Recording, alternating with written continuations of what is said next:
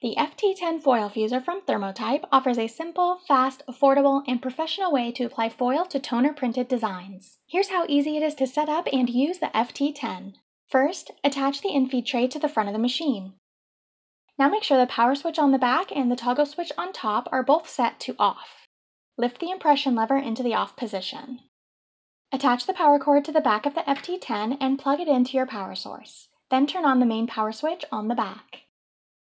As a starting point, set the speed dial to 20% and the temperature dial to 80%, right between medium and high.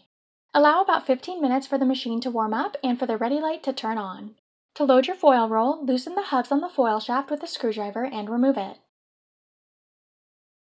Pull off one of the hubs and place your foil roll onto the shaft. Your foil needs to have a 1-inch core and be a maximum of 12.5 inches wide. I will link to the compatible foils and foil roll cutters below. Orient the foil roll so the foil pulls from the top and is facing the machine, and place the hub back onto the shaft. Place the shaft back onto the FT10 and make sure the hub blades are engaged with the foil roll and the roll is positioned properly side to side. Now tighten the hubs with a screwdriver, but do not over-tighten them.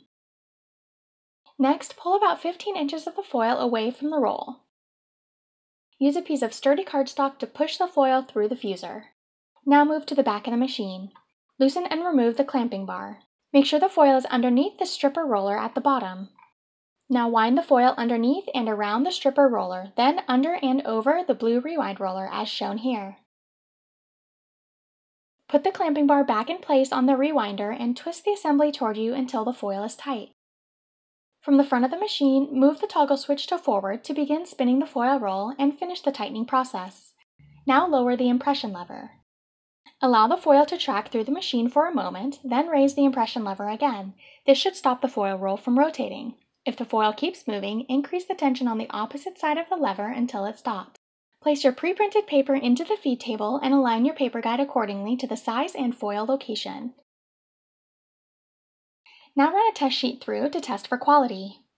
The compatible foil is a toner heat-reactive foil, so remember that your print must have been printed with a dry toner, not a wax-based ink. You also want to make sure that you are using a smooth paper stock, as textured will not work as well. If the tips of your design are missing foil, or foil is adhering to parts of the page that have no toner, even after wiping it down, then it is too hot. Lower the temperature or increase the speed and test again.